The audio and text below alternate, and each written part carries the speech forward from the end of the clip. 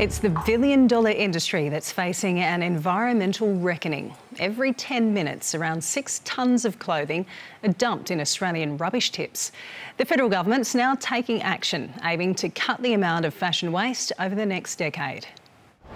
With lockdown over and Christmas on the horizon, Australians are once again updating their wardrobes. But it's not just style that's a seller, but sustainability too.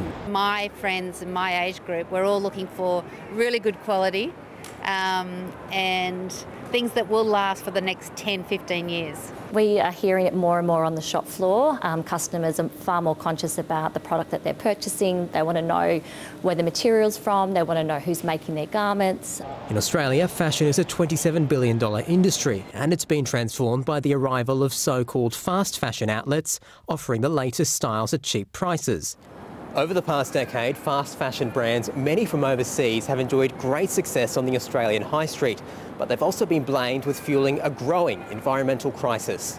Accused of churning out high numbers of cheap clothing dumped after a few uses in landfill. Average Australian buys 27 kilos of clothing each year and throws away 23 kilos.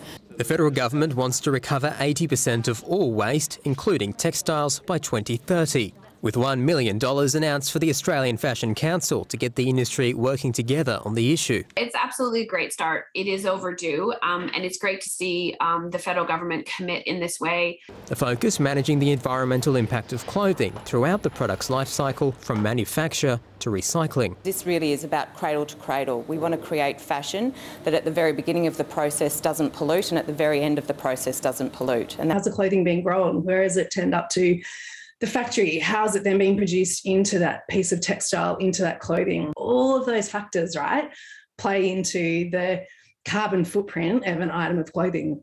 Fashion designers welcoming action from the government on the issue, but warning business models will need to be challenged to make a real environmental impact. The pace of growth in clothing consumption has actually overtaken the growth of population,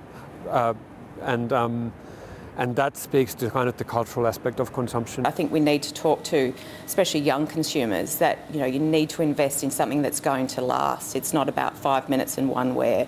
A simple sell that sustainability never goes out of style. Naveen Razik, SBS World News.